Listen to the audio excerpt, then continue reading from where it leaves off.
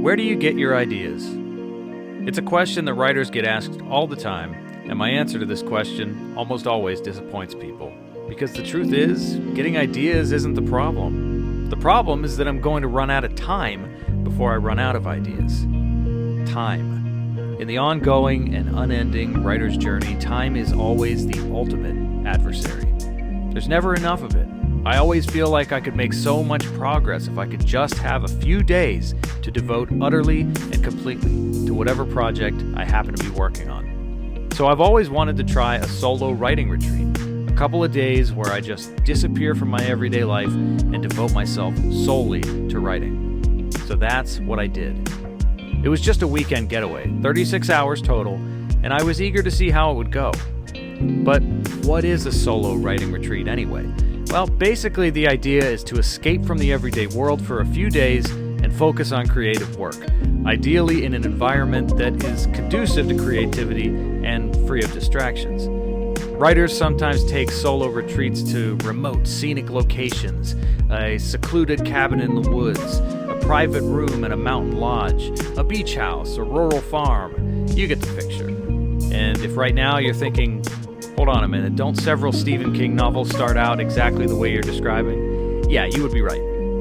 Spoiler alert, I fortunately did not go crazy with a shining axe in a mountain lodge. I didn't endure the misery of being hobbled by an insane fan, or develop a murderous alternate personality near the secret window overlooking my secret garden. To tell you the truth, the idea of a solo writing retreat always struck me as a little bit melodramatic. In theory, it seems ideal. The real question is, do writing retreats actually work? Well, that's what I intended to find out, and I was hoping to do so with as few Stephen King-style complications as possible. I wrote at several different places while I was on my solo writing retreat, including on a train moving through central Pennsylvania, on the inside corner of the world-famous Horseshoe Railroad curve. This is one of the engineering marvels of the world, ladies and gentlemen. Right now, on the running right-hand side, we present to you the world-famous Horseshoe Curve. At one of America's great independent bookstores. At a coffee shop with a view of the state capitol complex. At a restaurant where somebody put sugar in the salt shakers, resulting, inadvertently, in a new invention that I call Sweet Tooth Pizza. And at a 5-star Airbnb with a weirdly narrow alleyway and a Richard Simmons chia pet out back. In my head, I had a different idea of how this would all go. I thought that finding a quiet spot and just staying put all day in one place would be the best strategy for me. All I needed was a place to sit and write, uninterrupted, and maybe a nice view. It's that idea of the isolated cabin in the woods again, or the lodge in the mountains. That's the aesthetic we're looking for if we want to really get creative, right? Well, that's what I thought. But as I moved from place to place, I began to realize that location changes were having a positive correlation not only on my output, but also on my overall work ethic. I started to realize that if I monitored myself, I could feel almost intuitively when I had done all that I could do in a given location and it was time to move to the next spot. It was like I was a prehistoric hunter-gatherer, foraging for inspiration instead of sustenance. And maybe, for a creator, inspiration is a form of sustenance. When I spotted Midtown Scholar in Harrisburg, Pennsylvania, from a couple of blocks away, I think I actually said, "Wow," out loud.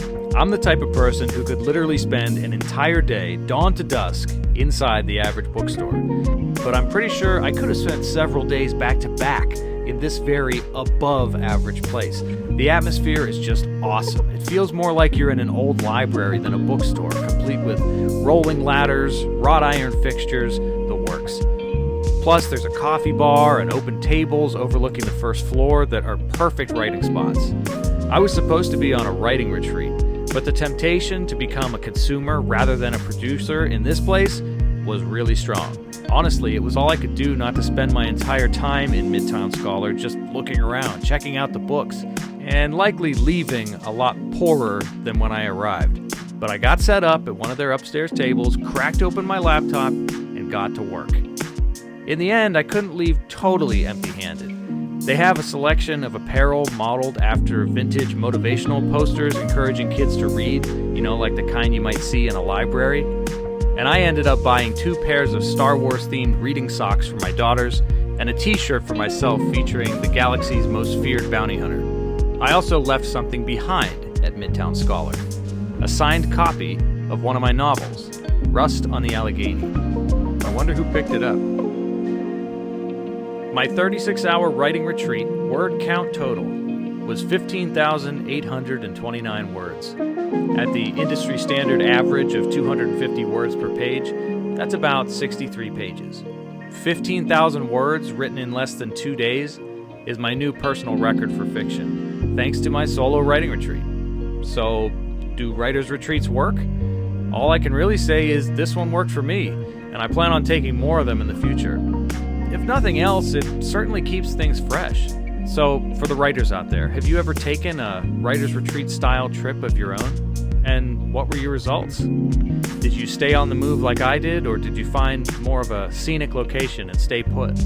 It was an interesting experience, so I wrote an almost interesting travel log to document my short trip and share some of what I learned. It's live right now. Thanks for watching, and happy writing.